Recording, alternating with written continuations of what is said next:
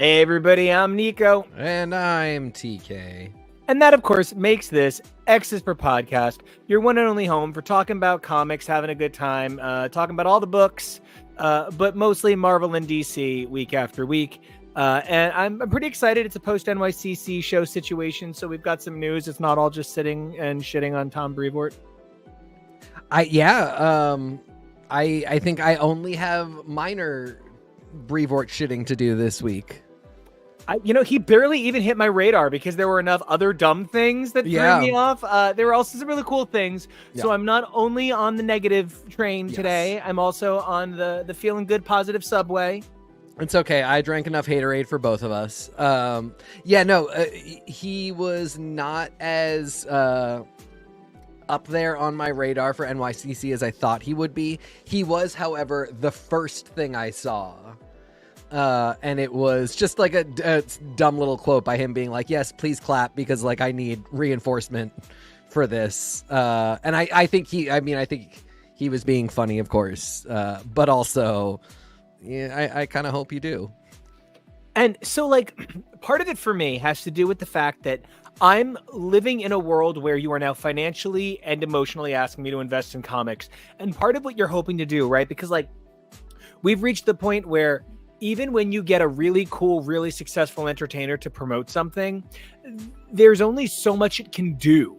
You know what I mean? So like when somebody like Chris Evans, like let's say Chris Evans comes out and is like, I'm a fan of this thing, Boston, or whatever.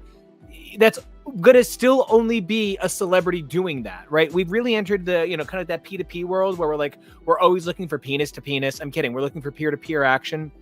Right. And so we're always looking for that opportunity to hear from someone that we know about something being good. Yeah.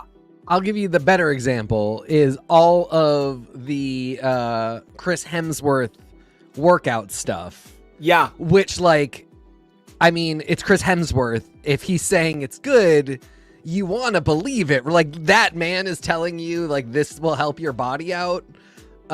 You want to believe it, right? No, historically, none of those products have succeeded because we know that because that subscription to Center doesn't come with TRT. Yeah, we know it means nothing. And even for people who don't know the like incredible amount of steroids and body modification that are going into every Marvel actor's workout, it's still, regardless if it's Ben Affleck's like nonstop Dunkin' Donuts run, there's a thing where like it's reinforcing of, and like Ben Affleck's Dunkin' Donuts run is a really good example because like if you're a Dunkin' person already, then we also have a mascot in Ben Affleck constantly. But like if you are just one of those people that's like Dunkin' coffee is gross, and I'm not going to tell you you're wrong, I'm just not. No amount of Ben Affleck is going to convince you somehow that the coffee or frankly the donuts are worth going for. And even Chris Evans can't really sell you on anything. I just wanted to bring up the Jeremy Renner app. Okay, bye. Yep. Great example. Thank you. So part of why I bring this up is because comics literally need us to do that. They literally need us to go online and talk about how much we love it. They literally rely on the fandom machine to survive and succeed. And part of what that means for us as fans is that they're telling us to do the hard work for them. Give me something to do the hard work over. That's where I'm a little bit like ooked by some of the stuff going on. And it's like, it really hit me this week catching up on some books. Without getting too reviewsy, I don't actually feel that Mystique is a solo title one issue in. I don't feel that Dazzler is a solo title one issue in. I feel like these are team books, but what the hell adjective would you use? We've run out of adjectives. So they can't be the super fabulous X-Men, so we just got to call the book Dazzler. It's code. They can't be the Weapon X team anymore because Weapon X isn't selling great right now as a brand, so it's going to be Storm. Sure. Yeah, that's Storm, I'm sorry. Mystique. I meant Mystique again, but my brains are bad. Well, but you bring up another good example, like Storm. I think Storm is a solid solo offering. whether or not the book is good, whatever. Storm presents as a good solo title. Phoenix presents as a good solo title. Mystique and Dazzler are really good examples. No reason those can't be good solo titles. But yeah, I mean, Dazzler in a lot of ways really feels like it ought to be X Factor, and X Factor ought to be Ecstatics. Whatever you would call Dazzler, it really is still a team book. Like, it's Dazzler, it's Strong Guy, it's Multiple Man, it's Sophia, it's Domino. She's there. Punching people in the face just because she gotta. It's great. I love that team. I love this team. I think they're fantastic. And also I maybe would be a little more comfortable selling Jason Lowe as the writer if it wasn't titled for Dazzler. Again, a woman. Mystique is sort of right on that zone. I think I would be interested more in this book as a Weapon X title. And especially because of the secondary story in there that is what's going on at S.H.I.E.L.D., which is kind of huge for Marvel to have this much S.H.I.E.L.D. talk and activity tucked into the corner of a Mystique book that didn't even properly get published last week. Feels really weird. It feels like a wasted opportunity. But also it contributes to this feeling of like, this book is already bigger than Mystique, which again is important because I don't necessarily want Declan Shelby writing Mystique, but I would love to see him writing Weapons of S.H.I.E.L.D., Shields of X. I don't know what I would call it, but it's this like, I mean, we're talking Mystique, Sabretooth, Maverick, and then Nick Fury Jr., Maria Hill. Like, that's a party, but it's also not a solo Mystique book. Okay, but what if we just called it S.H.I.E.L.D. but spelled it XHIELD? Honestly, yeah. Kind of just S.H.I.E.L.D. And yeah, all the branding I have not liked from this company, that is not one I'm going to shit on, especially when what you're giving me is actually, like, I really liked some of the concepts in that book. I really liked somebody addressing again, the existence of Nick Fury Jr. as opposed to Nick Fury Sr. I don't know, maybe I just haven't been following Marvel enough, but the last time I left Nick Fury, he was the Watcher on the Wall, so big changes had to have been afoot for him to no longer be that. And a hand and a leg, and yeah, they're all over. Yeah. But I don't know, but it was a really cool book. It just wasn't really Mystique, and then also it's not really an X-Men book. Like, Phoenix, Mystique, and Dazzler really stand out to me as not being X books. They don't feel related to this already disjointed event, like, thing that's happening right now, but they especially feel like if they were not under the umbrella of the X Office, they're actually contributing a lot to Marvel Comics lore right now, where, like, the main X books kind of aren't even doing that. Well, so I do want to say, actually, speaking of main X books and things you do, I'm really fascinated by the fact that I went to a comic shop today and did not buy an X-Men title. It actually really upset me, and I was talking about that with KEVO, that one of the harder things for me was going into a shop and just not having a reason to pick up an X book. Really bugged the fuck out of me. But we did cut together a sexy video. This is my new thing. I love just walking into places that I've already been, comic shops, and awkwardly filming buying things. It's my new turn on. My kink is shopping. So KEVO, do we have a video?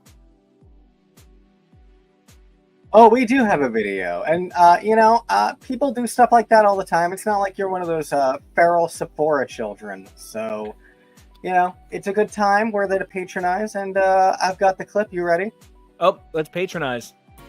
All right, we are heading into Zap, picking up our books, having a good time, having a good day. Gonna go get books. Gonna be book guys with books. Let's go books. Book.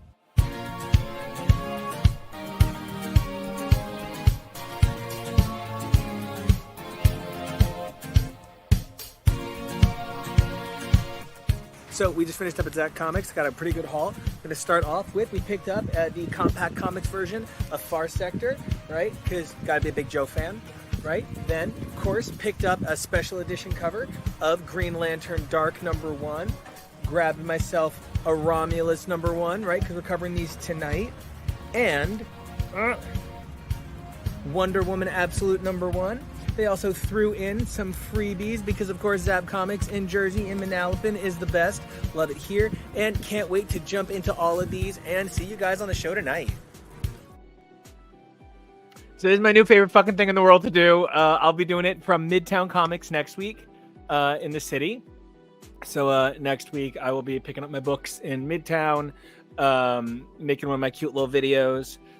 Sending all the clips Kevo's way, because I will be dressed up as the Joker running around New York City. So I'll try to make it extra spooky for Halloween next week. No, well, I'll be the idiot walking into Midtown Comics in a Batman character costume. So I doubt you'll be the only one. Wish me luck. But so I went in, I bought some books. I got them right here. Proof that wasn't just a staged thing. I didn't just steal somebody's books in the parking lot. I guess I could have still just stole them, but like here they are. I kept them. As always, I do just want to give 10 points to DC. I love this beautiful holofoil cover, worth the $6.99. Frankly, not sorry. Regular cover right inside, making me not upset, making me pretty glad I spent the money. But I don't know. I've enjoyed my little sojourns into comic shops, and it gives me an opportunity to support things like the Compact Classics line, which I think really deserves to be cherished and heralded. And I don't know, I love shops. LCS forever.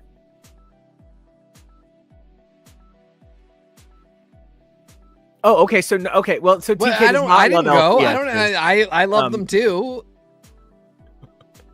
So okay, let's jump into some of the shit that did not happen today, that happened this weekend. I want to start with, there were so many MFN announcements this week.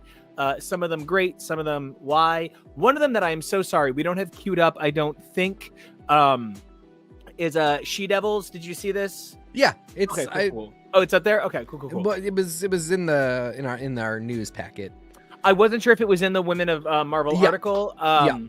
I just want to say, like, as a guy who I don't know, I problematically appreciate Shanna and Kazar.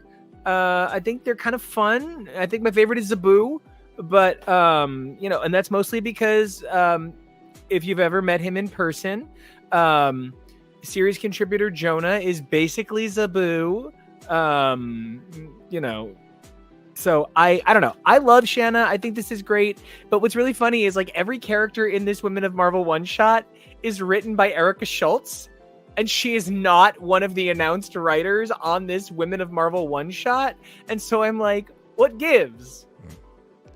I am pretty psyched to see Allison Sampson back, though. She did some work on Werewolf by Night a couple years ago that we really loved. An incredible Oh my god, is that the lady we went crazy over? Yeah. Incredible artists. And I suspect, based on what little I know of her background and what she's done at Marvel, that she will especially be touching Echo, who is on that Women of Marvel cover, which I'm very excited about. But yeah, I mean, I'm stoked about this insofar as, like, it looks fun. I'm never quite sure what to do with Shanna because, like, where's she going? What's she doing? I'm going to take her out for Chinese food, and the two of us are going to go have a good time. Where? In the Savage Land? Is there a Chinese restaurant in the Savage Land? Where are you going? What's happening? How's this happening? I don't know. I feel like she could make anywhere I feel like if you're with Shanna, Nebraska is the Savage But Land. why is she in Nebraska? How did she get to Nebraska? Limbo Portal. Okay, is that what we're doing? Yeah. That's my thing. Is, like, I love Shanna and Kazar, but, like, they don't have basic technology or powers. Where are they going? How are they getting anywhere? Unless the story takes place in the Savage Land, they are not helpful and not useful. I would love a thing where it's like they can have portals to anywhere, and I don't know why they would, but I would get into it. I can't see a ton of use for them. I also don't really love when we do, like, one Women of Marvel one shot once a year. But as we'll see when we get to a quick talk about the DC panel, at least some women are in the mix. Yeah, I do think it's really funny that basically Marvel thinks that once a year they can just go full RuPaul and give you one shot of estrogen. Yeah. But I am frustrated that I feel like one of the big things that I grew up not understanding was that women were treated poorly in comics, in part because of something we've kind of discussed on the show at times, which is the nature of the power of the editor.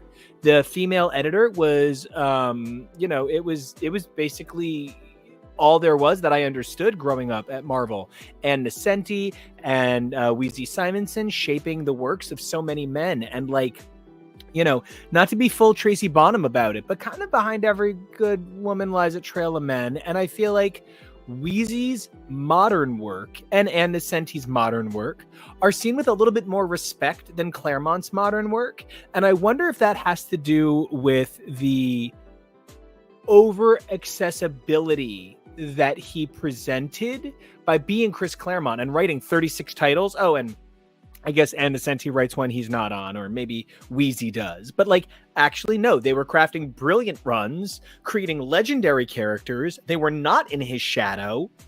And so, as somebody standing on this side of time, when they're like, oh no, look, we're making room for women here at Marvel, I'm like, it's so sad that when nobody was pointing at it, you did a better job. And the minute somebody asked you to acknowledge the job you were doing, you turned into cowards. I would not say they were doing a better job, but the system was working very differently. And I hear that, women, you have it great now. So says T. No, I mean, you continue to not have it great.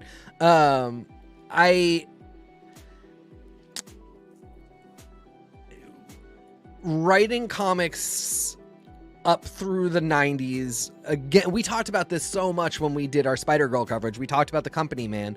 So many of these guys, being creative in comics was not what it is to people today, where they grew up with these characters, they love them, they're why they create, and now, you and I talk about this, how we would love to write some of these characters to honor what they did for us and to show our perspectives on characters that we've loved our whole life. When you're Tom DeFalco, you're getting paid to show up and generate story ideas, and you didn't necessarily grow up with these books in the same way, so it doesn't necessarily mean the same thing to you. Similarly for the editor, I mean, my point being, a lot of this, despite the fact that it was creative and a lot of heart and soul was put into it, it was also a job. And everybody showed up and went to work and did their job. And when you had two women like Ann Nocenti and Louise Simonson, they worked really hard, and they were very good at their jobs. And that was sort of enough. That was what you had to do was show up to work, do your job well, and get paid. And we didn't talk about it much more than that. Fandom became a thing. We started doing a lot of, art and artist talk. We started sort of ascribing a lot of motivation to what individuals were doing, because if we didn't like it, we kind of wanted to say, well, that guy did it and I didn't like what he did. And when we did like it, we wanted to say, well, that guy's the best because he did what I wanted to do. And what it meant was, because it was such a male-dominated creative field, a lot of stuff got ascribed to, especially Chris Claremont, and we all love what Claremont did. And a lot of stuff didn't get ascribed to Wheezy and Ann Nocenti because they were editors. They were people that worked in the background. And it took years of kind of reflecting on who did what and why, and people telling their stories and slowly chipping away at the boys club creative structure of comics to get really anywhere. But I was also fascinated by the Women in Marvel panel because it introduced two different titles being penned by Mackenzie Cadenhead, who is actually a former Marvel editor, who edited a lot of classic stuff that is very problematic today, including NYX and some of Akira Yoshida's work. And she then, in the interim, has written a lot of Marvel licensed children's books, and is now doing Marvel Mutts and this Doom Academy series. And I just found that very fascinating because when I went to go look up her name to see what she had done, she had this really enormous line of Marvel credits, but because she was not a writer or an artist, it was tough to sort of figure out what was going on for a minute until I went to the Marvel fandom wiki and discovered that like what it is most of her credits, she is an editor. That's one of the things that we're constantly talking about when we talk about the nature of women are only given so many roles that they're allowed to have in comics. Oftentimes, women are given the opportunity to be in these much more behind the scenes roles like editor. So it really kind of ties so much of our conversation together to add that to the narrative. And it's something that like, I guess one of the things is that unless you are Phil Jimenez, you probably didn't know all of the gays in comics in the 90s. But there's a lot of queer stories probably missing, and I'm at least glad that women have their stories protected and are being kind of like sanctified by these writers that are still working. Speaking of sanctified and still working, I'm going to be kind of like a big dumb baby for a minute, but a bunch of my favorite people have either commented, liked, or whatever. So I just want to say to incredible drag queen, Demanda Martini, hey, love you so much. And Jacob, great to see you. And as always, Blake, you are top number one, and we think the world of you. So thank you so much, everybody, for just kind of like chiming in and having opinions. We love having you here. But one of the biggest things that I really could not help but notice in this round of news that took me by surprise was, speaking of women and comics, very few women are as synonymous with positions of power in comics as is Karen Berger. And Karen Berger, of course, being the voice of Vertigo, of course, being the mind behind this empire that spawned some of the greatest names in comics and some of the most tortured titles of all time, be it through the refocusing of a lens like Swamp Thing or through the ever gluttonous misfortune of being connected to Fables. So like Vertigo gave us so much, and we hear that Vertigo is coming back. I don't know. I feel like my weirdo heart grew 3 sizes today. I think random parts of me now have shape-changing powers. I feel limitlessly potent with Vertigo coming back. I'm so glad for you. I'll believe it when I see it. And I'm too jaded as of today. And I shan't be getting my hopes up until I start cracking issues open. I just, you yuck my yums. I'm kidding. No, I really get it because I feel the same way. I'm trying this thing where instead of just being positive, I'm being excited. You can be positive, but it's one thing to be excited. Well, and I think this is a great example. Like I'm not saying don't be excited. I'm saying I am not yet because I have a different relationship to Vertigo than you do. And for me, I do, I do. I'm alone. You're not alone. I mean, many people love Vertigo at the level you do. I just happen to not have the same experience with it that you do. I mean, like I love Sandman. I've got Dream right here. Well, it's not really. There he is. You guys see that dreamy forearm? Really tough to see. I'm sorry. This is a very bad camera angle. But I have Dream on my arm. I love Sandman very much. I also love the Invisibles. Like I love a bunch of stuff that's on Vertigo. But Vertigo A is a very different thing now, and B, there's a bunch of stuff that I don't have experience with that you do. Like Books of Magic, like John Constantine.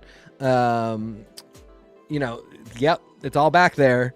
There's a lot of stuff that you have experience with that I don't, which if I did, I think I would feel a lot more, because for me, it's like Invisibles and Sandman are not happening again, no matter what. Like those were, even if Vertigo had existed this entire time, those were singular incidents. Find me HBO's second to The Sopranos. I'll wait over here. Precisely.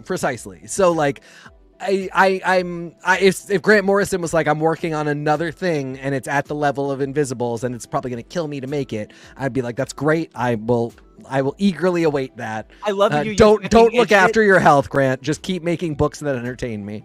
Big old holes in your cheek. Yeah. But for you, who has a lot more experience with the line as a whole and can see not just the once in a lifetime stuff, but the stuff that is the bread and butter of the comics industry, which is, I loved it, but it was also a weekly issue. It wasn't the most special thing that ever got written. I can understand how it would be exciting to imagine we're going back to that focus. We're going to make these great, fantasy, horror, dark, sort of off-kilter titles, and they're going to just hopefully be good. Like, it's not going to be everything is the best thing ever, but it's going to be a good mission of publishing.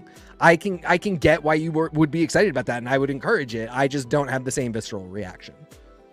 I mean, and I get it, because like I don't have that same reaction. Like when people hear like Marvel vs. Capcom 4, I'm like, okay, fine, I don't care. But I hear Lego Batman Hush and I literally spontaneously ejaculate. So like bricks, full on bricks, like it's terrifying. So I really do understand. Oh, Kevo looks so dismissive of me outside of the production window. Just in case, once again, my 12-year-old brother is watching. Hey, bud. Oh God, right. So, I'm always a professional. Think about all of us when we were 12, and that was the 90s. So, yeah, I have a lot of MIRC memories that are better left not RC'd. So I do want to say, though, that one of the things that I was very excited to hear that DC kind of is going to do is they're really leaning into this Absolute line. Now, there are 3 Absolute books, like all in number 1, Absolute Batman and Absolute Wonder Woman, and I think technically I have them both. So I think I just might collect this whole line. I have all of the All-Star Batman and Supermans, because Frank Miller has a weird vice grip on my balls. I hate it. But I don't know. This list of Absolute titles: Martian Manhunter, Green Lantern, Flash. I really would have liked a Supergirl. I really would have liked, if the Green Lantern book wasn't just female featuring, but female focused. It feels a little too simple to say Wonder Woman's the woman. Where's Absolute Power Girl?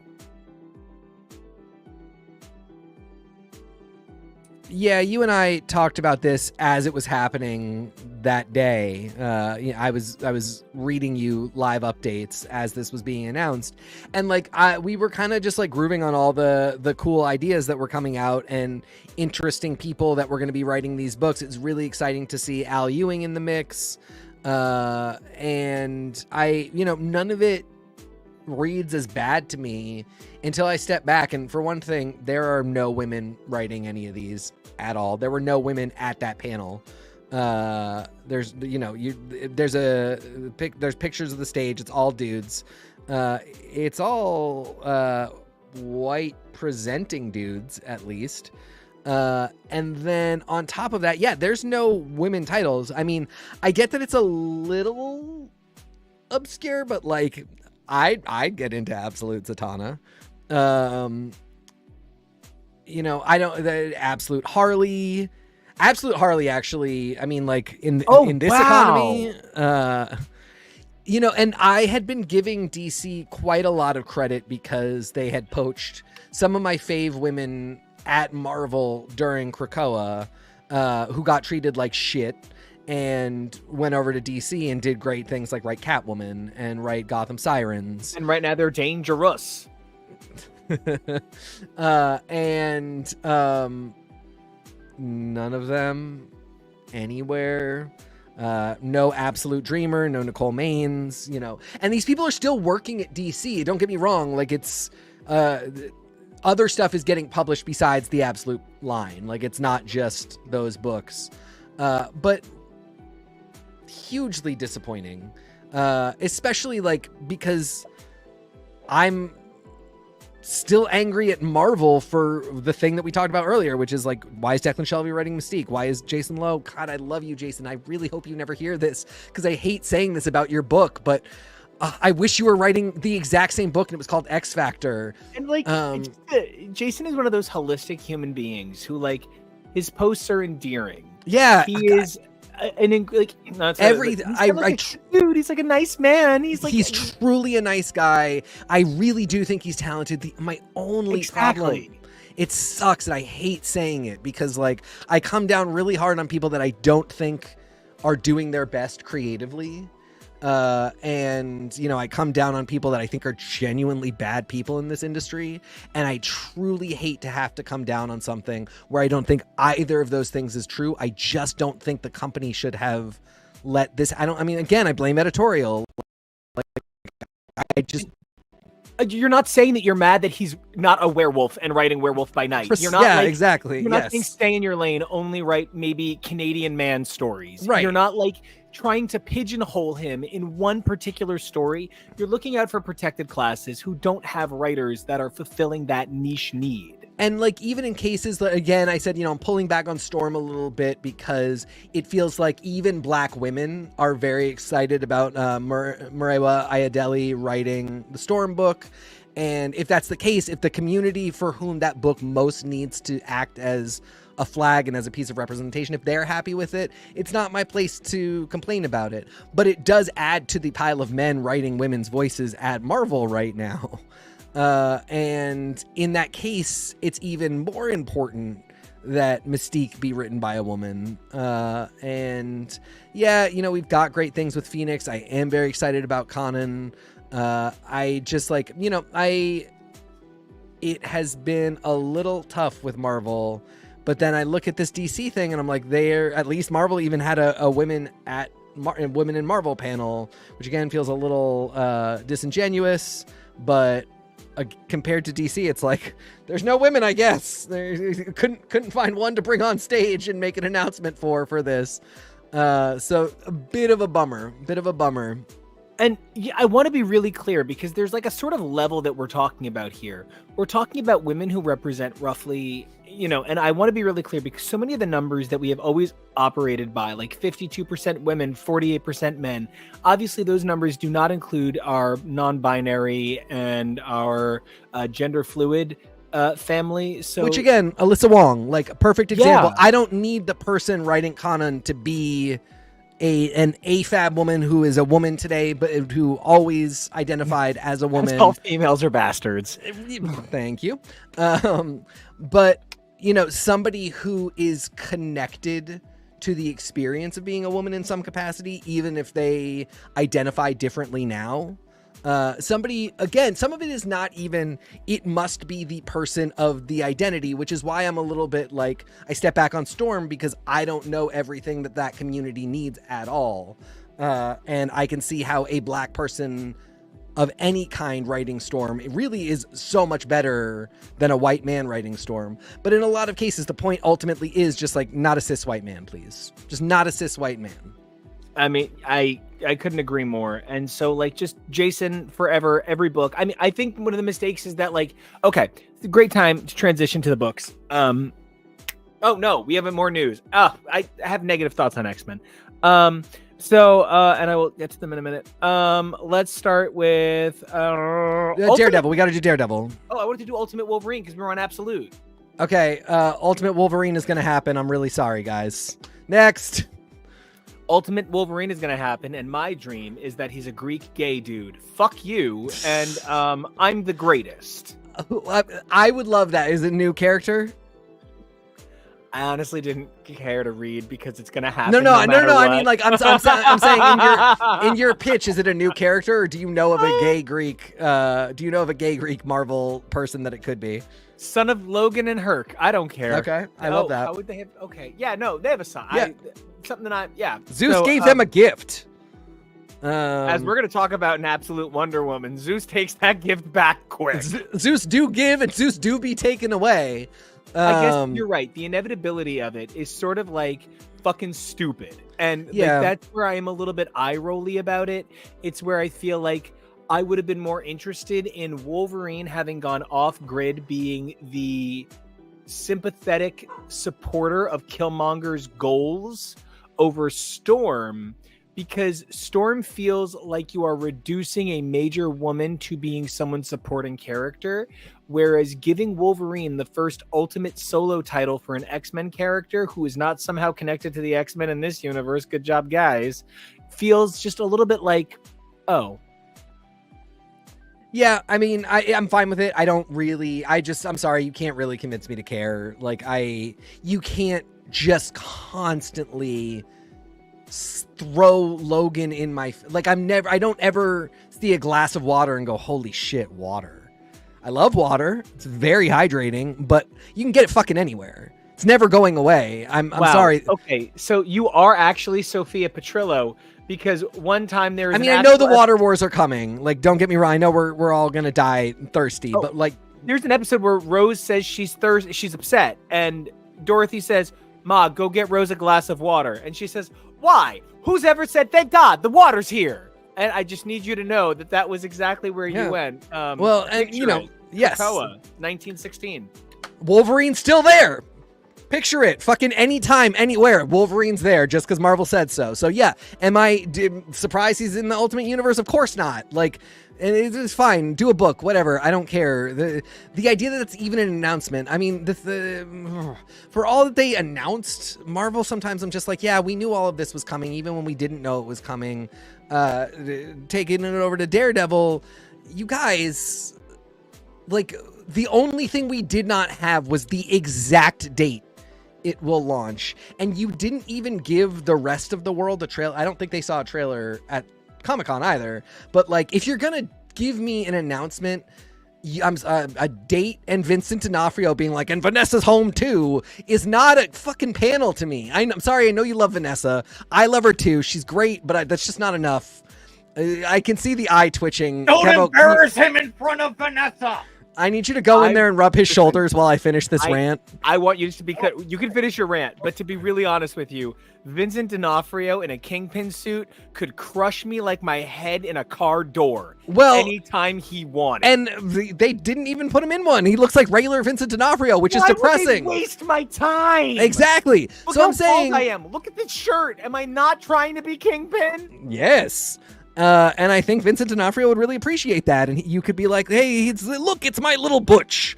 And look, there he is. And he'd be so happy. Look how happy he is. Why couldn't we do that? What we got was just like literally the precise date that this will release. And I think we even knew the month at this point. I think I was checking Wikipedia right before this and we knew the month. So I'm sorry, that's not a fucking announcement, but okay, yay, it's still coming out. I'm so glad we did this panel with Akira Yoshida, and thankfully at the very least we got, I'm always gonna call him that. At the very least we got Charles Soule. Call him Johnny Mellencamp. I'm sorry, Johnny Cougar, so don't worry about it. We got this announcement of the Charles Soule old man Daredevil book. Your turn to rant, because I don't have the authority to speak on this one as much. It's just frustrating because, like, one of the things is that the nature of Marvel branding and identity storytelling has to do with how we move characters in and out of modus operandi trope, right? So, like, one of the things to consider is that at the height of the end power structure, right, where they did Hulk the end, Marvel Universe the end, Wolverine the end, the 18-part X-Men the end, this was this big idea, this pronouncement of like, this is how the universe would end.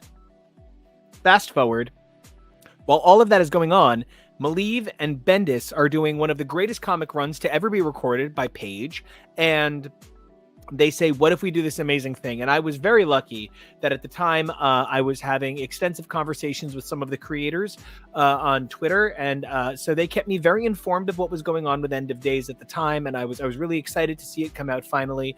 I just want to say that I have literally never been to a Comic-Con where David Mack did not make me feel like a best friend.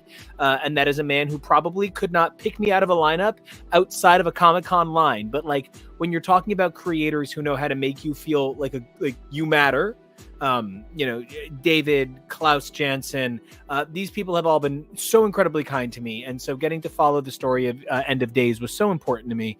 And so when it finally came out and it was exceptional, it was, compelling. And then Charles Sewell's era would go on to tie it into canon.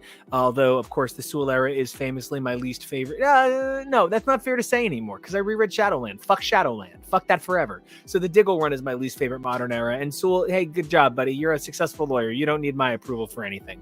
So, End of Days really served for me emotionally as a functional understanding of why Badlands is as significant as Born Again, right? So then fast forward, and now they've announced Cold Day in Hell, and they're saying that Cold Day in Hell is essentially a statement on the Old Man Logan archetype, but they're doing it through the lens of this character who represents the un-Logan. Logan is the idea of bestial anger and rage unleashed with the need to contain itself. But Daredevil is the idea of bestial anger always contained with a need to release. So the idea is you would see this man broken and what's left but the rage with Wolverine. When you parry that over to Daredevil, what you're really asking me is what's left of a broken Catholic man at the end of his life? And I don't know why you, first of all, wouldn't call this last rites, fuck you. But number two, I think that one of the things this is going to really need to depend on is how far into the theology we go.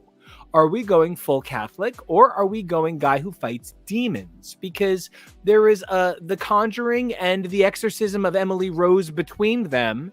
And I feel like this is not the book for me, but I will engage with it no matter what, because Nick Niven is one of the greatest masters of his craft.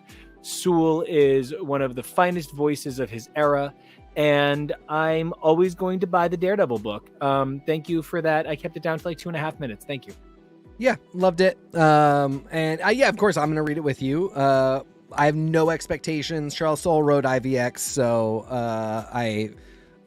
my bar for him is at the basement. But who knows? This could be great. It's also worth noting that today, not during Comic-Con, Marvel announced Storm Life Dream, an anthology one-shot featuring multiple creators. Just looking at the cover, 3 of whom are women, 3 of whom are men, at least one of whom I know to be black. I assume most of the writers on this are black. That's really great. I'm super stoked. It sounds really cool. Maybe that was deserved to be announced at Comic-Con. I don't know. I know some of this stuff is tough too because it's PR and when you can announce and everything. It just seems extremely weird to me to make this announcement 3 days after Comic-Con. But you know what I thought was kind of a stupid announcement to make at Comic-Con? Sorry about it. Please. Astonishing Infinity Comics. Let me talk to you about why Astonishing Infinity Comics make me so mad. I want to know, right? So I want to know who sat down and said, we are Marvel, we are going to avoid the Infinite Scroll. Fine. I understand the idea of the tap to reveal. Mark Waid's, I think it's AVX 0. No, AVX half. It's half. Half. The Infinity Special is like one of the most engaging visual reads I've ever done. If you are a fan of Thrillbent, and that is, of course, the unforgettable world of Irredeemable, Incorruptible, and oh God, what's the third one? I can never remember the third one. The annoying one that was the web one, but it's fine. If you are a fan of this Mark Waid world, which is, of course, mostly Irredeemable and Incorruptible, you understand that like there are ways to tell this visual story that when you recapture it in proper issue format, it's still engaging, it's still magical, it's still important, you know, you can still make it exciting. But one of the things that I find myself thinking about is how Marvel really fucked the bed over and over again with the way they've approached these visual comics. Like, you know, Kid Riot is not the world's most inventive comic, but something that I am always, always proud of is when I see something that this Kid Riot team right here, hello, say hi to all of the nice men who make Kid Riot. When this team here goes ahead and does something with Kid Riot, and then I see it 2 years later show up at Marvel. Do I know that my book influenced those creators? No, but like, do I know how many of the creators that work at Marvel have been in books with me, have bought Kid Riot, grew up with me, have been in the same worlds as me? And like, yes. So one of the things that I think about when I think about inventive storytelling, when I think about pushing the boundaries with comics, I think about the excitement, the possibility, the joy that we can achieve with digital comics as a new method of storytelling. What I'm getting from Marvel is not achieving that. I actually would not hate it if there was a way to like tap on an AI voice. Spider-Man could have the same voice as Cannonball, but Cannonball gets a Southern twang on it. I wouldn't care. But like, don't tell me that what you've done is rebooted a line you never cared about. That doesn't make me feel good inside. That just makes me think that you want more of my money when you send me my inferior, growingly so, unlimited collector's kit. Yeah, I mean, I hear what you're saying. I definitely, I think the cynic in me sort of burned out on hoping for better from the digital origin comics, because you're right, we did really have it all back in the day when we were starting to do like just minor like transition animations, like nothing crazy, but like something that gave a little more to the experience, that sort of let you imagine that there was a point to reading it digitally. That there was something about reading it digitally that made it special. But I understand that stuff takes time and effort, and probably requires more money, and requires paying people for a skill level to make those transitions. And honestly, I like vertical comics. I like scrolling. I do think it's cool. I know that some artists really like it too and really excel in that format. I don't think there has to be anything wrong with it.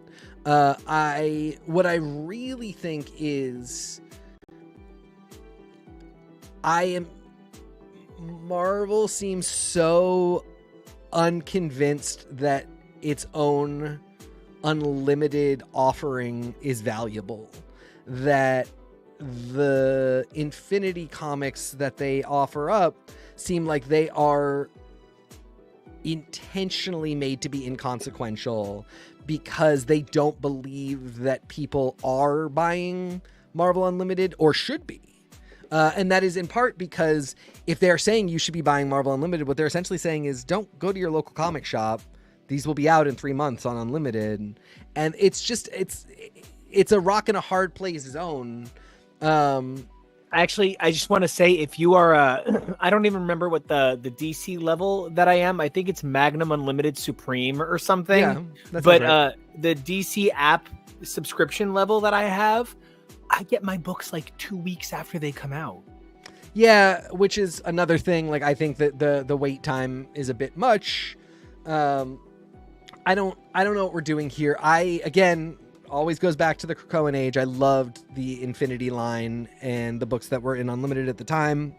But even then, I felt like they were really designed still to be inconsequential. Sometimes I love that inconsequentiality. There are things like a lot of the romance titles, Love Unlimited, where it's like, yeah, like not everything needs to be the definitive story of these two characters, and like a cute romance title can just be some fun that we had that is not going to need to be footnoted later.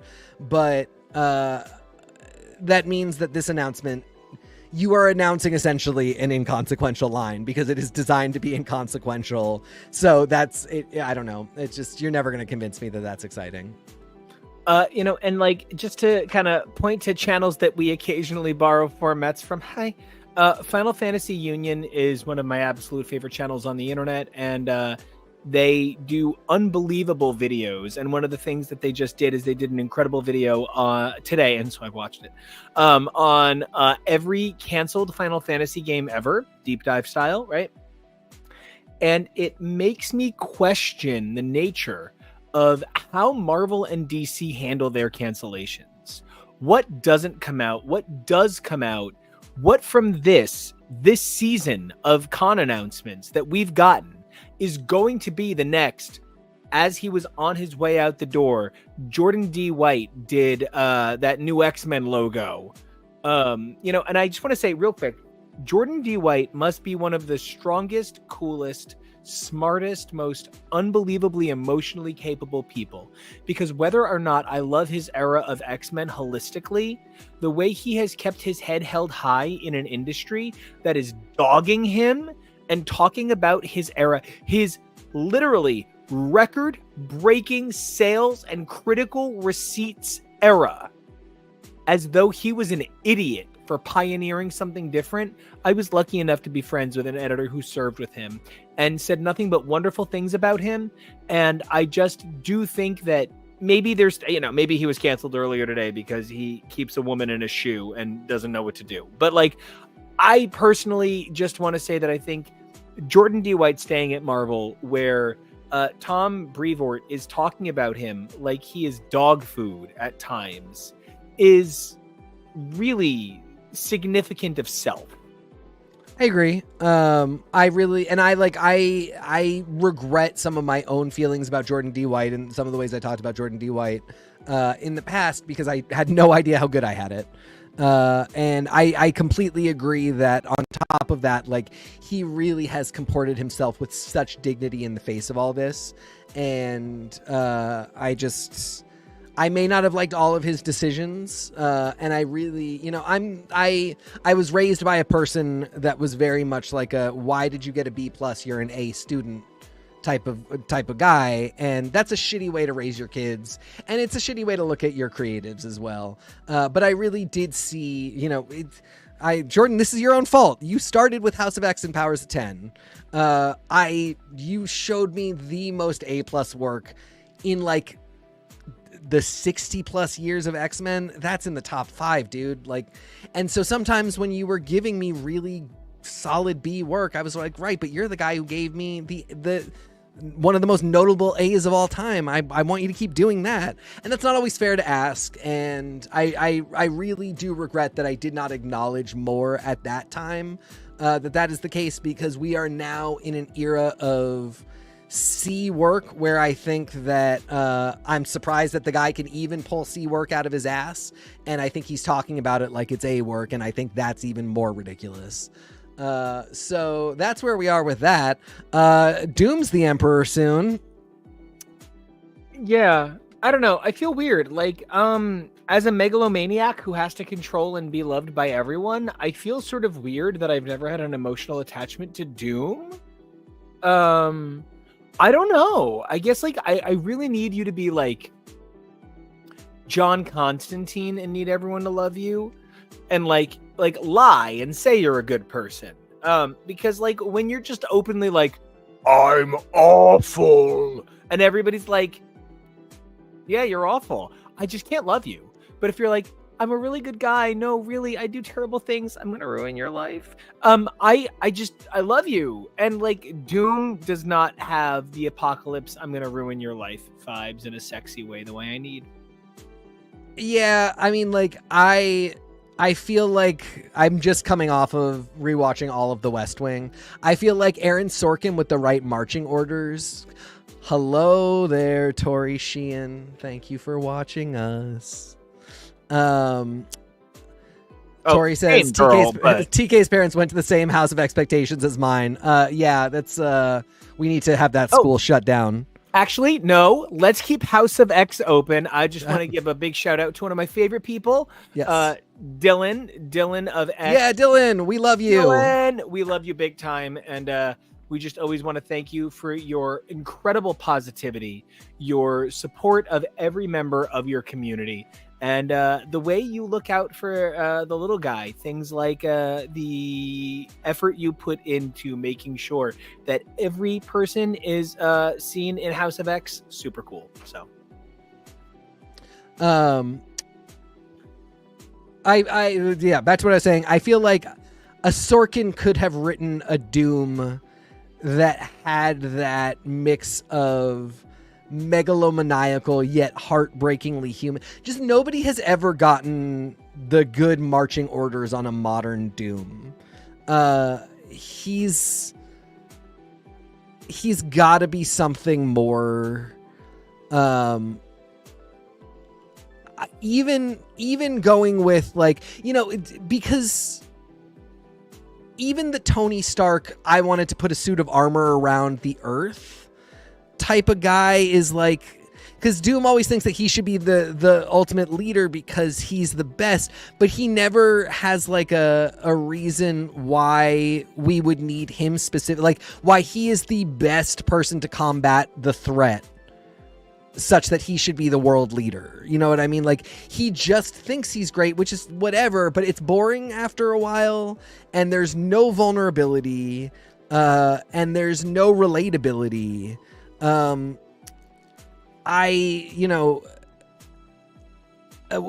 We really did get all that stuff out of Apocalypse in these last 5 years, where like Apocalypse felt a lot more for somebody who's like batshit crazy and just wants everybody to Thunderdome all the time. We got him a wife, we got him 4 kids, we got him this backstory of like he's actually deeply traumatized by the fact that he had to let go of a paradise that he was instrumental in creating, that he has in some way always been trying to get back. We still have never had any of that for Doom. He's just like this dude who thinks he's the best, and you know, like having bravado and swagger and like presenting that you think you're the best in a public forum, super relatable, something that a lot of people do, actually can be very sexy depending on how you do it. But the whole point of stories and reading books and seeing characters is that you then see behind the curtain and you meet, because nobody has that swagger 24/7. Everybody is a little bit broken inside. And the point of reading a comic, reading a book, seeing stories where you delve into the characters is that you are supposed to go meet that person in their internality and see that relatability where we are all one in having vulnerability at some point. That has never happened with Doom. He, to the point of illogicalness, thinks he is the best. He is never the best. He has been fooled by Reed Richards, foiled by that dastardly Richards too many times to not be like, fuck, I'm an idiot. At this point, that would be the best storyline where he's like, I'm just fucking garbage. I once literally was the most powerful being on Earth, still got foiled by that fool Richards. I fucking suck. I mean, that's a little bit what is it? The Iron Man run that happens right after. Yeah, that one. Yeah, it's really not, though. I thought that's what it was going to be, too, and it's really not. Did you read it? It was so good. It wasn't bad, but it wasn't that. I wanted to point out Tori's comment of saying a full face mask makes it tough to empathize with a villain, and I had flashed that up, and you said the name Iron Man, and it really struck me that Robert Downey Jr. is going from playing a hero whose face you can't see because of a full metal mask to playing a villain whose face you can't see because of a full metal mask. Really interesting symmetry. Yeah, and I mean, like, they have been related in comics for a hot minute. And there's always that man in the iron mask thing happening. Yeah. And it's not like it's all, I mean, it all can be okay. It wasn't that I didn't immediately understand what could be cool about RDJ interacting with Doom lore for the MCU. It is more that just like Marvel just keeps signaling that they don't know what to do.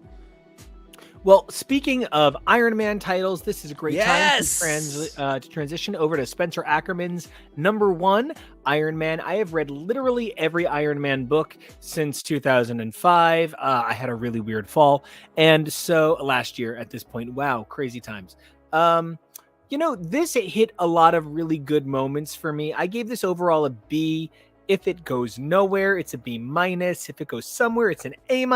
But yeah, no, this was attractive. It was smart. It was carefully considered to hit all of the Iron Man beats. But TK, I believe you're actually a Spencer Ackerman fan.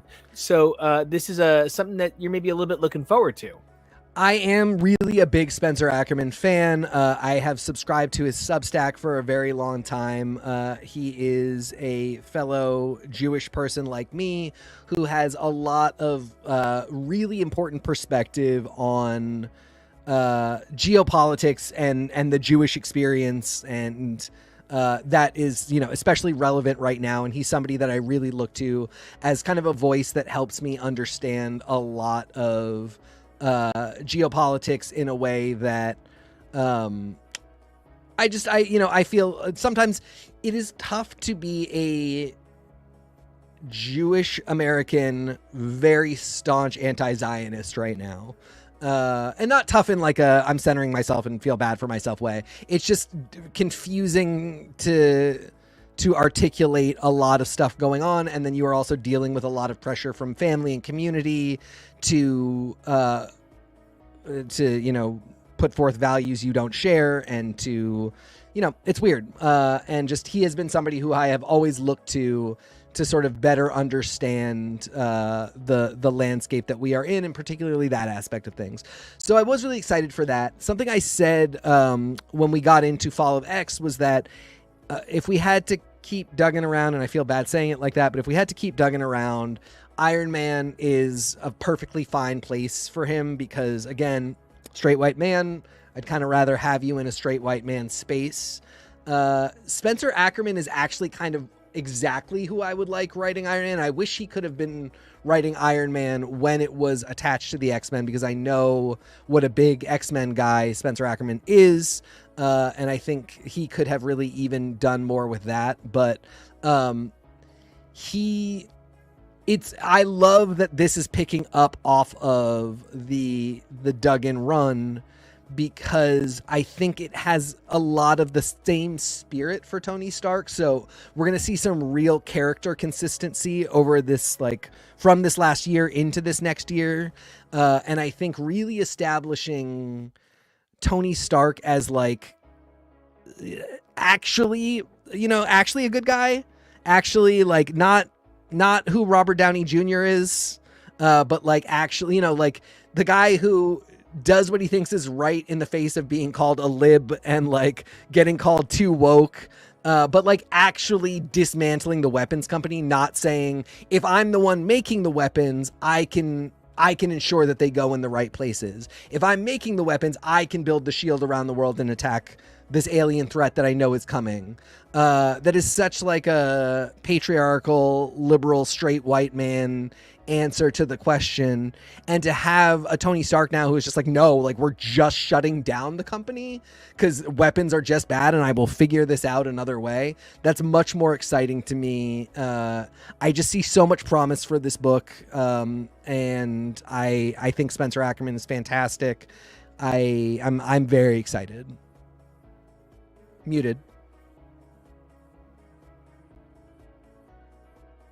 I agree. And one of the things that I thought was really exciting is the way that Iron Man #1 asked us to consider what we know about Iron Man and maybe reinvestigate how we want to work with that in this context. I think maybe using magic off the bat to throw us off kind of sorta is fine. I don't mind the idea of like, oh look, horned monsters, to kind of like make us think, oh, this is a different take on Iron Man. But as long as it goes somewhere, this is going to be a really exciting story. This is going to be a really good time to be a fan of somebody who I personally feel has been trapped by being a character tied to one writer who has a very specific voice. I think it's also been tough that Iron Man is the flagship character of the MCU. It's a kind of a different problem from the Wolverine problem, because it's not that he's everywhere, but it's that it has basically not mattered what his voice is in the comics, because the voice of Robert Downey Jr. has really drowned that out.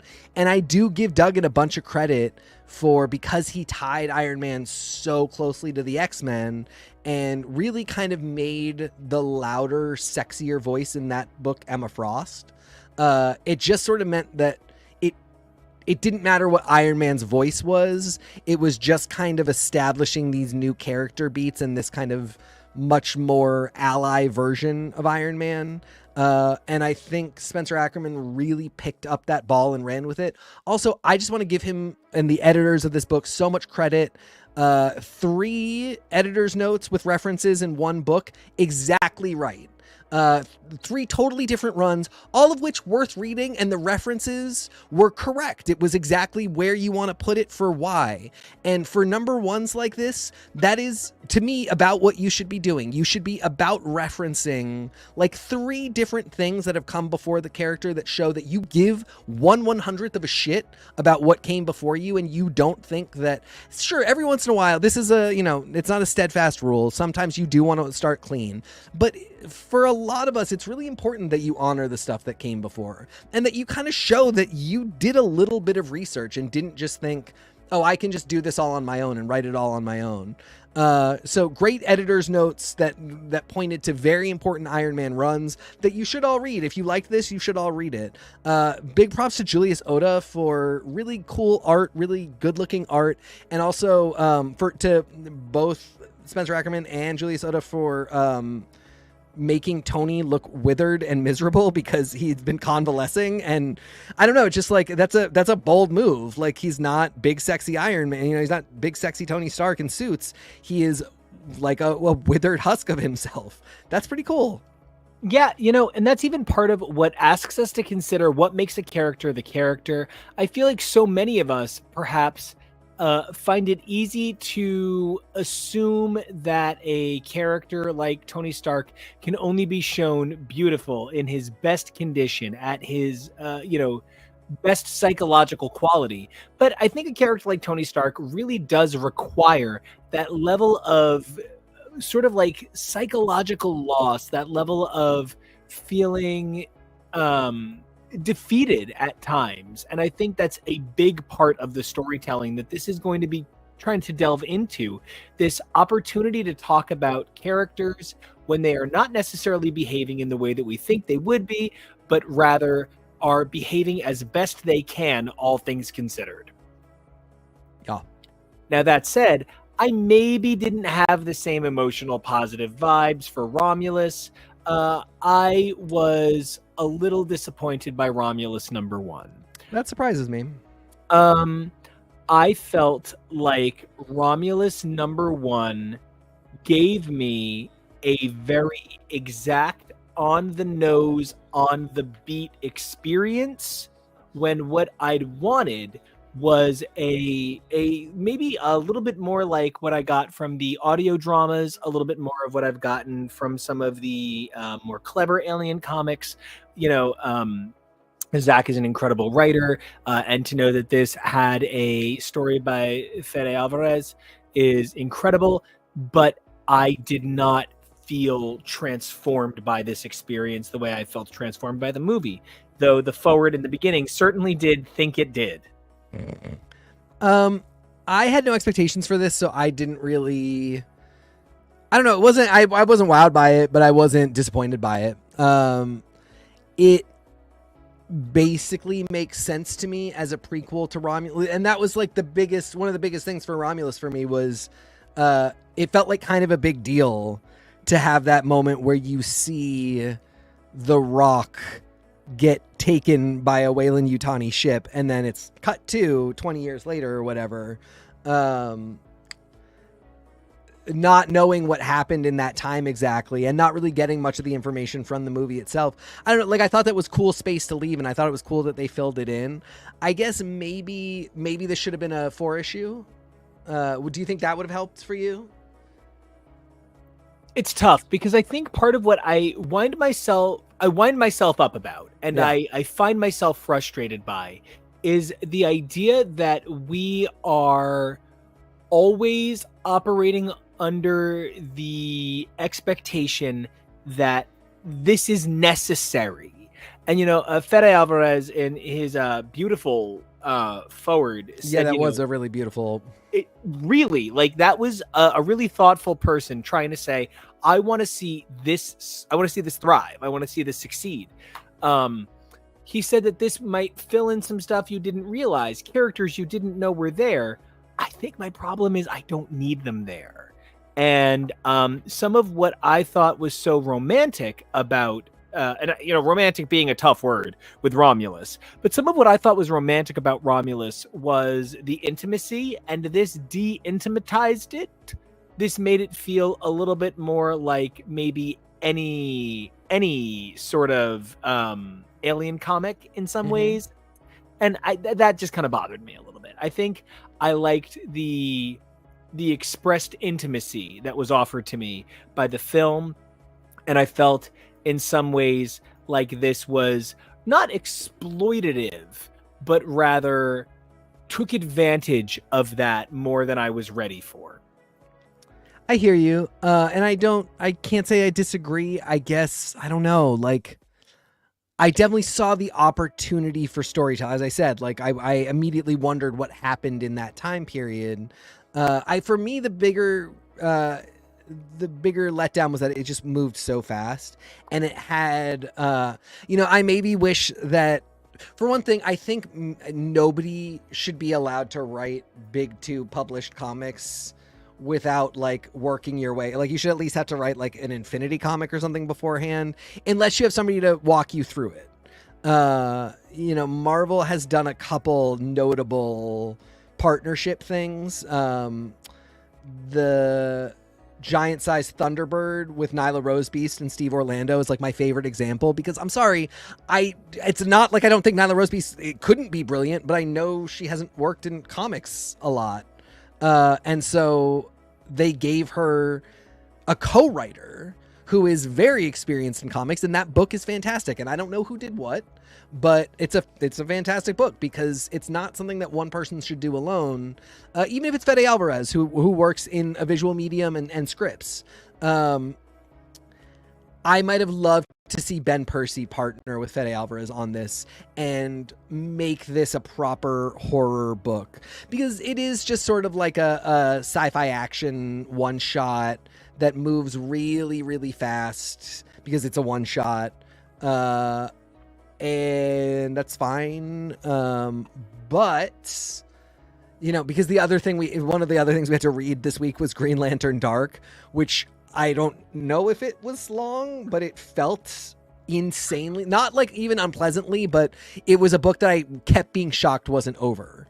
It just felt very, very, very long. And by comparison, again, it might just be the comparison is the thief of joy thing, but Romulus, I was like, holy shit, it's done already? Like, maybe this should have been 3 issues or 4 issues to kind of give the story time to breathe, and to also maybe let some of those horror beats have time to do the things that they have to do in comics, which is a different medium that doesn't have jump scares, and you can never have the alien at your head and feel that same type of tension that you do in a moving audio visual medium. So you got to do it differently, and it just didn't seem to really account for that, unfortunately. Yeah, and I feel like that's even part of it. I kept thinking to myself, if this had been live action, it would be so exciting. Yeah. We would have some unbelievable actors and actresses stepping into these roles, providing voices for these characters. It was all in all a worthwhile experience. I don't regret buying it, but not my top of the list. It makes me wonder about canon alien publishing in the future, because obviously Aliens versus Avengers is not going to be canon, and they've done some other alien stuff that is not canon, and it's great that Marvel publishes it and it's fun, whatever, but this is a franchise that exists across many media. We know we're getting another season of Isolation. I think more games are surely in the works. I imagine after the success of Romulus, which has been wild, we're definitely getting another film. Somebody is eventually we still have the Noah Hawley TV show happening. Alien Earth, and of course, yes. Isolation 2. It's a good. And Steve Fox is writing a new Alien comic, I guess. Yeah. So anyway, it's a multi-pronged thing, and this as a canon alien piece at least was an interesting artifact. I'll be interested to see how it holds up and what it adds to later alien canon. And speaking of specifically the idea of what's going to be canon, what's going to be interpolated, when I think about Absolute Wonder Woman, that was that book is it's tough. I think I want to give that book an A- and a D, And I'm really happy to give it a B minus because as like a I'm a Vertigo issue. Look at how much I can masturbate with my art. Like, it was beautiful. But if I was supposed to get an actual fucking story from that, I didn't. I have a really great sense of a character. I have some unbelievable ideas about new emerging ways to tell art in a comic. But I do not think I got an actual story from that book. I mean, the story is the story of how Wonder Woman arrived on the island as a baby and left. It's a Wikipedia paragraph. Got it. Yeah. And that background story takes up most of the issue. And yeah, it's, as Nico said, it basically could be boiled down to a paragraph. Visually, though, very beautiful, to the point where I would kind of let it go if the present day story had not been lackluster. I mean, like, it's just Wonder Woman shows up and fights a monster, which, like, can be okay sometimes. I think you can't have what this had, which is two just kind of low-level stories that were gorgeously visually depicted. If your present-day story is going to just be a really straightforward, she fights the monster and, like, basically wins, like, I mean, it's an ongoing, so, like, she hasn't quite gotten there yet, but we know she's gonna win, then your backstory needs to really give us some meat and some stuff to chew on. If your backstory is this really straightforward and very recognizable, by the way, like, baby is orphaned, baby is dropped off with not its mother, the not its mother raises it, teaches its witchy ways. Like, we've seen this before, and it's also very easy to summarize. So if that background isn't spinning a really intricate, complex web that makes us look at the present day story and go, oh, even though it's such a simple fight scene, we know there's such a complicated background behind the person who's fighting. So what we got is very simple fight scene by a very simple character who had a very simple background. And that just sort of leads to not the biggest impact in the world, which not everything has to be, but DC is trying to do something big impact with this all-in absolute line. And I might have tried to pop a little harder for this. Yeah, I think that all it comes down to. I think Kelly Thompson is a great writer. And I think the art for this is fantastic.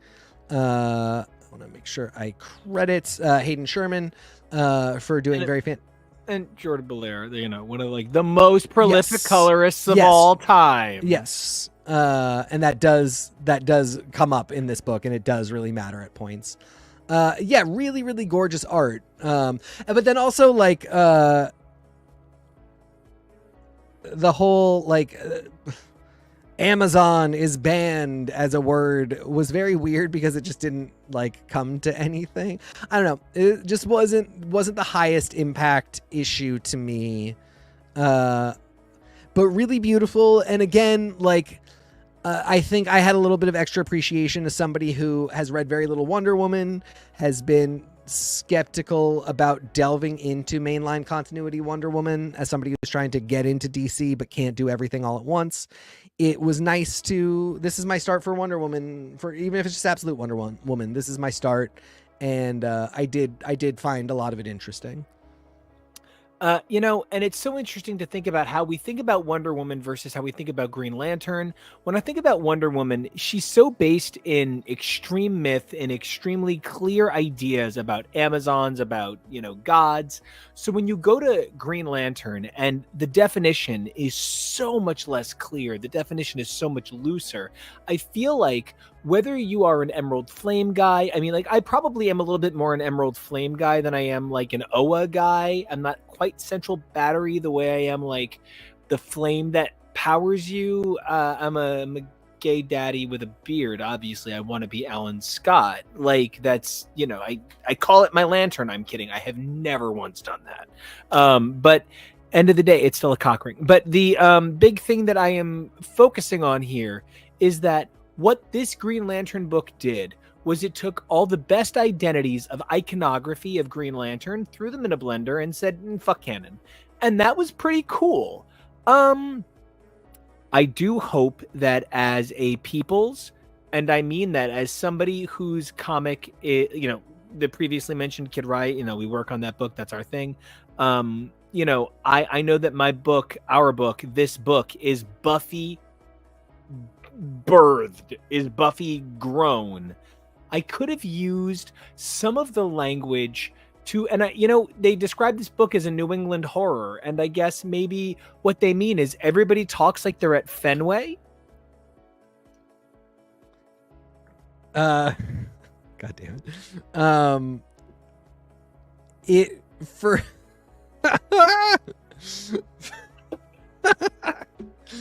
For me, I was expecting like Boston Tea Party. Like when they said New England horror, I was not expecting 2024 New England horror, which is like the shame of unemployment. Like the Wawa's coming to get you from south. Yes. You know, fentanyl do be creeping in on us. These are the problems. These are the horrors that we're facing today. As you know, do we have heat? But the biggest thing that's kept reminding me of was Archie. Was Riverdale. No, I knew what you meant. Was like, this felt like, you know, a season of Riverdale where things had gone post-apocalyptic.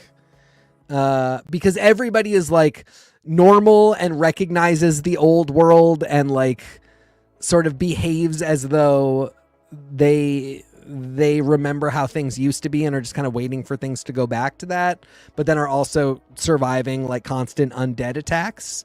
And then you have this Green Lantern who, the visuals for the Green Lantern are why I really thought when they said New England horror, we were talking about like Lovecraftian, maybe turn of the 19th into 20th century. That like achingly long lantern on a pole. Yeah. Like Ichabod Crane. Yep. And there's some real, like when you say New England horror, you are either, I said this before, I was like, I think we're either talking Stephen King or we're talking, H.P. Lovecraft, and it felt more it looked more Lovecraft to me when you have what looks like a Grim Reaper with their scythe being a lantern, you know, a pole with a lantern on it rather than a scythe. What we got, I guess, is something closer to King. But like when I said Stephen King, I was still thinking like Dark Tower, and what we got is really like Salem's Lot, The Stand. Like I was gonna say The Stand, like literally that was going to be the point of comparison I made. This felt very intimate in a we're surviving this way, and I guess I thought this would be like mystic and cosmic and spread. I don't mind. I'm a guy who, like, when people look at me, they're always like, oh, that's a masked dude. But then as soon as I open my mouth, purses fall out. And so like it's something where like I looked at this book and thought this book was gonna fuck me up, and that this book is basically going as hard as Roswell on the WB doesn't bother me. It's familiar, it's comfortable, but I maybe thought from the packaging this was going to be Haunting of Hill House levels of asking me to engage with the idea of horror and fear. And what was delivered to me was something very comfortable, something very safe, something that I love. But if you are told you are going to spend the night with the greatest sex of your life, it is going to be wild, insane. You will literally have nothing with this person. It is going to be wild, tumultuous, passionate, powerful, and then you get there and it's your partner and they're just wearing a cute costume. Sexy. If you like pina coladas. That's the one. And like, it's sexy. I do also love penis coladas. And so I am Penis colossus. So I do absolutely love that. But one of the things that it does occasionally mean is that the bait and switch is very real. And I felt a little bait and switched here. And I even want to tie that back a little bit to the one piece of news that we didn't talk about. Perhaps my least favorite comic news of 2024. Chip Zdarsky is leaving Batman. And Jeff Loeb and Jim Lee are coming in like it's 1996 and I am just getting into middle school, which is fine because I would love a chance to start over. I would love a chance to be a baby. But like, I'm not Titus. This is not Last Bite Hotel. And I have to assume this has something to do with Last Halloween. But for Zdarsky to leave Batman and us to go backward, it's guys, this is the most nervous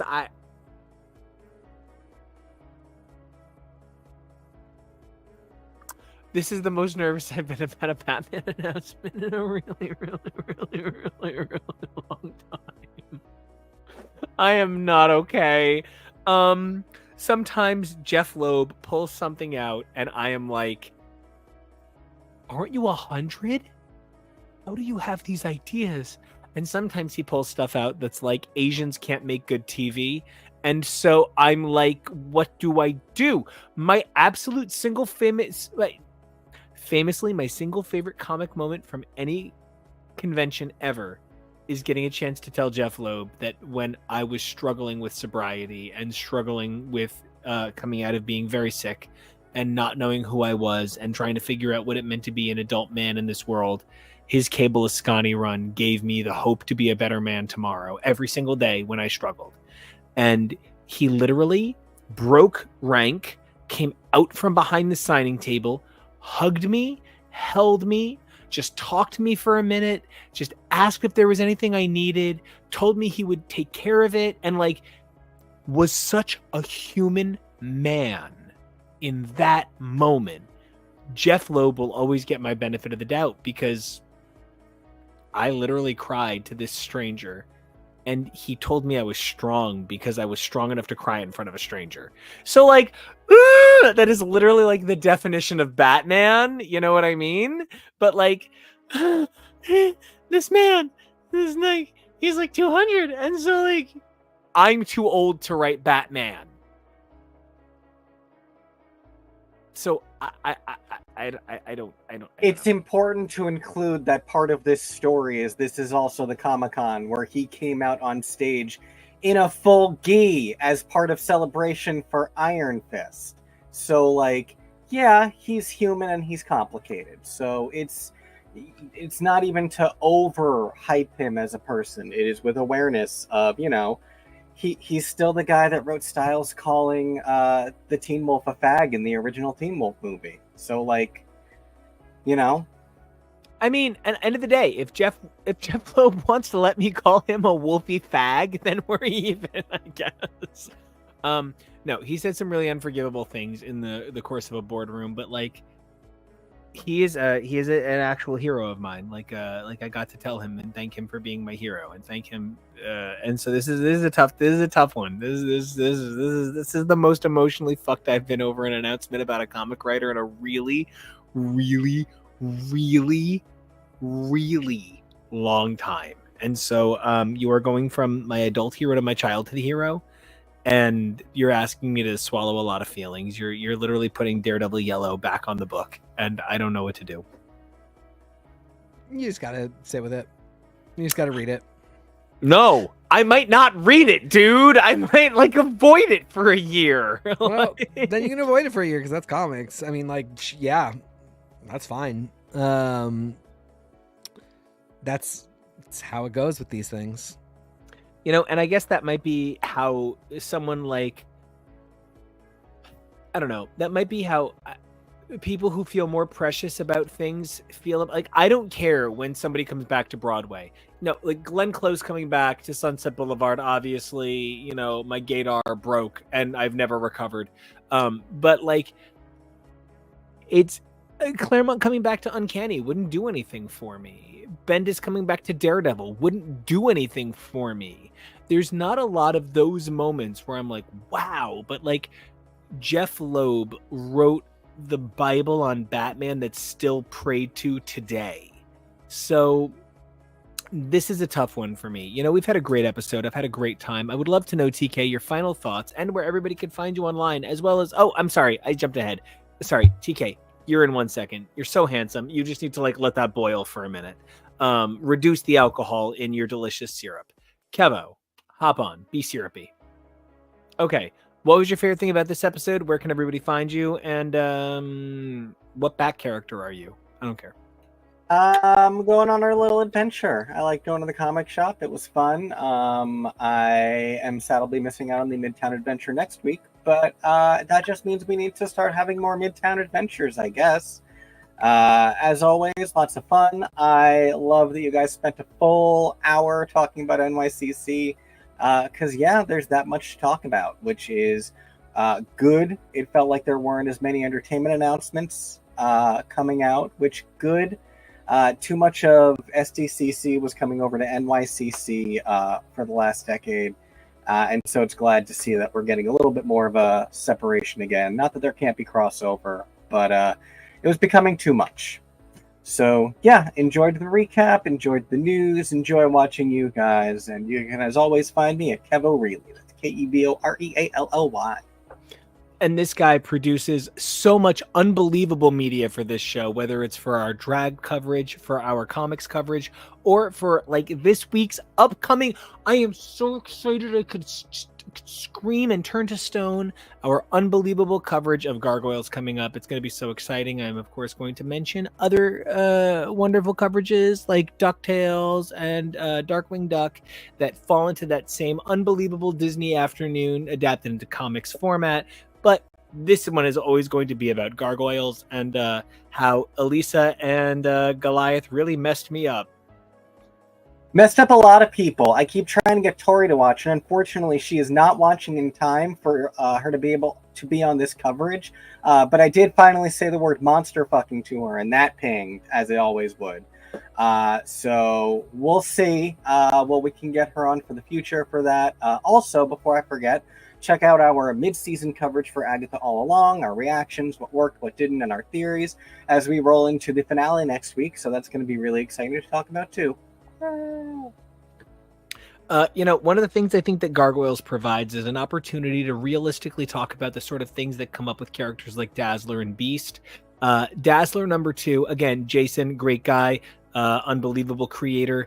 Dazzler #2 kind of left me a little confused about what the point of the book is, but that's, you know, one of the things that I think goes into a character like Dazzler. Created to be everybody's girlfriend, a disco singer, years after disco was cool. And then we get Beauty and the Beast, which is, I guess, kind of like a reference to Beauty and the Beast, the miniseries, but not quite. I would not want to be making any references to Hank McCoy right now if I could help it. But one Beast that I do love to make references to, who in my heart is also a pop star, is, of course, the guy next to me, who I just think the universe of you and your comic opinions. It was so wonderful getting to spend this weekend with you and talk about comic coverage and get the NYCC news live as it happened and get to hear it straight from the horse's mouth. And so that is, of course, because you are an adorable man who is stable. I can't get to horse any other way. Me. I'm like, what? How do you say somebody's like they're trustably rideable? But that does not feel like a comic book side off. But I've done a lot of medications and used to put a horse to sleep. Though I would like to just say that there are plenty of men who in the saddle would describe you as trustably rideable. That said, what was your favorite book? Who is your favorite Batman character? And where can everybody find you if they want to get up in that race? Favorite book was Iron Man this week. Favorite Batman character? Right now it's Nightwing. I'm still so early on the journey, though, that's not quite a fair take. But right now I really do love Nightwing quite a lot. That speaks more to the fact that I have joined up with DC at a really good time to like Nightwing and to get introduced to Nightwing. And if you want to talk to me about that and so much more, you can find me at TK Elemental on all your socials. You know, I can't think of anybody I would rather come after when it comes to these things. If I had a favorite book this week, I guess for all my shitting on it, I guess it really would be Green Lantern Dark, which just reminds me that when I'm ready to do a super cool, compelling story that takes some standard piece of comic mythology and says, what if we reinterpret it around the ideas and the tentpoles that excite people now? Maybe I'll have an exciting opportunity to spend a year promoting it. Poor guy, Tate Bromble, has been promoting this book for like literally 10 months. What an unbelievable amount of work. And get to have people enjoy it and have beautiful $7 covers available at shops across the country. So whether it was my favorite book or it just inspires me to remember that I have always had that sort of spirit in my heart and we're all writers, either way, A+ in that regard. Favorite Bat character, I mean... Jason Todd, I will always love you, special, and have really complicated feelings about what a bad boy you are. And I love you. Sorry, Jason. I love you.